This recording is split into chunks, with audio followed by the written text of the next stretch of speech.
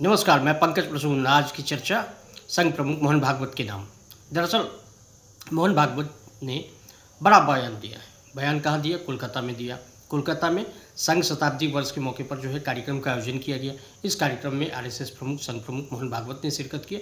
वहाँ पे उन्होंने कहा कि अगर आरएसएस को आपको देखना है, आरएसएस को समझना है, तो बीजेपी के लेंस से देखने की जरूरत नहीं है। आपको आरएसएस को समझना है तो संघ के नज़रिए से आपको देखना होगा। अब सवाल ये उठता है कि आरएसएस प्रमुख मोहन भागवत ने ये बयान क्यों दिया, उनके निशाने पर कौन थे, ये ज़्यादा समझना जरूरी है।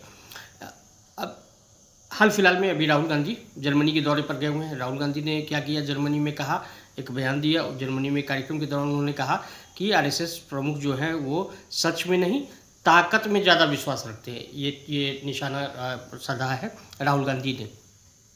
तो क्या जो संघ प्रमुख का जो ये बयान है, ये राहुल गांधी के बयान को लेकर के उन्होंने ऐसा कहा, या फिर इसके पीछे की और भी पृष्ठभूमि है? मैं आपको बताना चाहूँगा कि जो आज कुछ और विषयों पर उन्होंने जो है मोहन भागवत जी ने अपना बयान दिया है।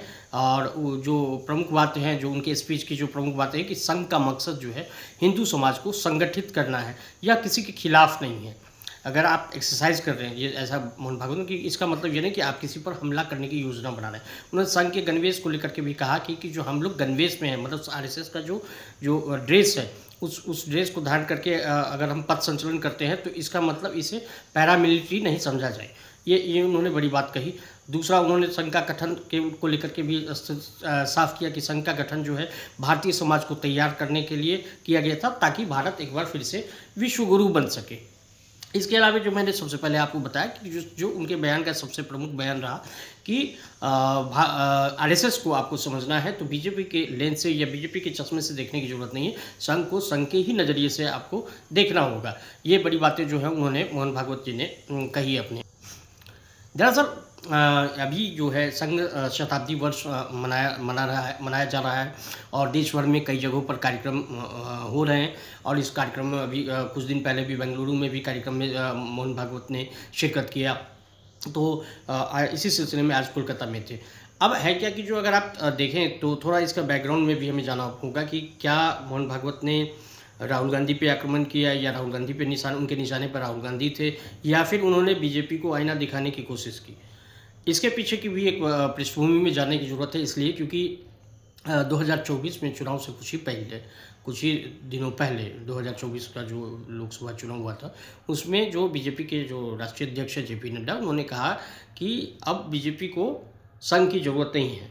संघ पहले बीजेपी कम थी, संख्या में कम थी, बट अभी आज के डेट में, आज की तारीख में भारतीय जनता पार्टी सबसे बड़ी कार्यकर्ताओं की पार्टी बन चुकी है। तो ये हालांकि जो जेपी नड्डा के इस बयान को लेकर के तीखी आलोचनाएं भी हुई, कई जगहों पर कई लोगों ने जो है जो मतलब इसकी आलोचनाएं की, निंदा भी हुई। बाद में जो है सो नड्डा ने सफाई भी दी कि उनके कहने का यह भाव नहीं था। इसके बाद में जो है इस तरह के जो बीच बीच में कई तरह के जो है मीडिया में इस तरह की जो है खबरें भी चलती रही कि जो आरएसएस और बीजेपी के संबंधों में कुछ खटास भी देखने को मिला। हालांकि अभी तक इसको लेकर के जो है कोई पुष्टि नहीं की जा रही है, और न मैं ये कह रहा हूँ। हाँ, बट लेकिन ये है क्या कि जो आज का जो मोहन भागवत का जो ये बयान था, या कहीं ना कहीं जो है ये बड़ा बयान है, और जाहिर है कि जो सुर्खियों में बनेगी, और इस पर जो है बड़े बड़े जो वरिष्ठ लोग हैं, वरिष्ठ पत्रकार लोग जो हैं, वो भी समीक्षा करेंगे। दूसरा, उन्होंने जो है बंगाल चुनाव को लेकर के भी एक बड़ी बात कही है। उन्होंने कहा कि जो बंगाल में जो है जो अभी बाबरी मस्जिद का जो मसला है वो राजनीति से प्रेरित है। देखिए, 6 दिसंबर बंगाल में भी चुनाव भी होने हैं, अगले साल ही चुनाव होने वाले हैं।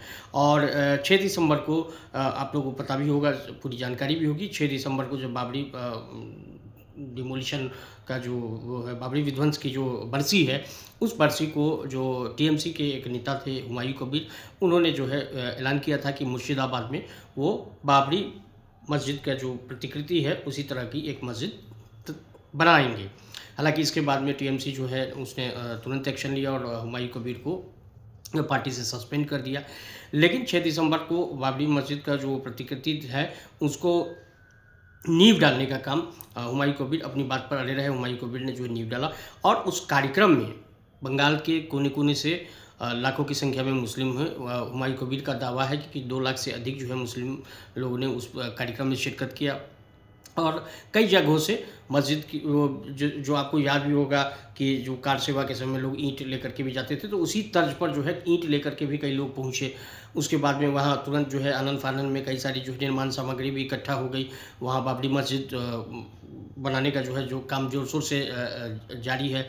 इसके अलावे अब हुमायूं कबीर का अगला कदम क्या होगा? हुमायूं कबीर ने कह दिया है कि वो अपनी पार्टी अलग से बनाएंगे, वो एक अलग पार्टी बनाएंगे और कुछ सेकुलर टाइप का नाम उन्होंने सोच रखा है। तो जल्द ही हुमायूं कबीर जो है वो बड़ी पार्टी भी बना सकते हैं। और आपको बताएं कि ये एक बड़ा इशू बन गया है, बड़ा अगर बंगाल चुनाव को देखेंगे तो बंगाल चुनाव में इसको लेकर के हुमायूं कबीर की लोकप्रियता में भी काफ़ी इजाफा इसलिए हुआ क्योंकि बहुत कम लोग जानते होंगे। आप कितने जानते होंगे बंगाल के कितने विधायकों के नाम जानते होंगे? जो बंगाल के लोग होंगे वो जानते होंगे, लेकिन मुझे लगता है कि बहुत कम लोग जानते हैं। लेकिन हुमायूं कबीर अचानक से राष्ट्रीय मीडिया में सुर्खियों में बन गए, राष्ट्रीय मीडिया में उनकी जो है खबरें चलने लगी, हेडलाइंस बन गए। तो हुमायूं कबीर की लोकप्रियता में काफ़ी इजाफा हुआ और कहीं ना कहीं मुस्लिम वोटों का जो है वो मुस्लिम लोगों का जो है रुझान है देश भर से। उनको चंदा भी बहुत ज़्यादा आर्थिक सहयोग भी मिल रहा है और अच्छे खासे लोग जो है उनको सहयोग भी कर रहे हैं। तो इसके बाद बंगाल में जो 6 दिसंबर के बाद जो पहली जुम्मे की नमाज़ हुई, उस जुम्मे की नमाज़ में भी काफ़ी भीड़ पहुंची वहाँ पर। मतलब हज़ारों की संख्या में लोग वहाँ जुम्मे की पहली नमाज़ को पहुँचे। वहाँ भी फिर लोगों ने आर्थिक सहयोग किया, डोनेशन दिया मस्जिद बनाने की मांग को लेकर के। तो ये एक बंगाल चुनाव में हुमायूं कबीर बड़ा फैक्टर बन सकते हैं।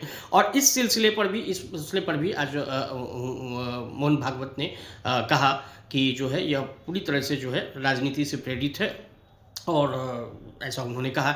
अब देखिए संघ का ये 100 साल है, 100 साल पे जगह जगह पे कार्यक्रम हो रहे हैं। और हाल फिलहाल में आपको याद भी होगा कि खुद प्रधानमंत्री नरेंद्र मोदी भी नागपुर पहुँचे थे, जो संघ का मुख्यालय है वहाँ पहुँचे और मोहन भागवत के साथ कई मौक़ों पर वो साथ भी नज़र आए। अभी हाल फिलहाल में जो राम मंदिर जो है अयोध्या में राम मंदिर है, राम मंदिर में भी जो है ध्वजारोहण का कार्यक्रम बहुत बृहद पैमाने पर हुआ। उस कार्यक्रम में भी प्रधानमंत्री नरेंद्र मोदी के साथ मोहन भागवत नज़र आए, उसमें सीएम योगी आदित्यनाथ भी नज़र आए।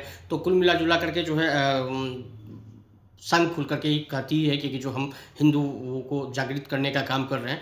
अब लेकिन इस बयान को लेकर के जो उन्होंने कहा कि जो ये बड़ा बयान है कि उन्होंने कहा कि जो है हम भाजपा के नज़रिए से या भाजपा के लेंस से आपको संघ को देखने की आवश्यकता नहीं है। अगर आपको संघ को समझना है, संघ को देखना है और संघ के काम क्रियाकलाप के बारे में समझना है तो आपको संघ के नज़रिए से आपको देखना होगा।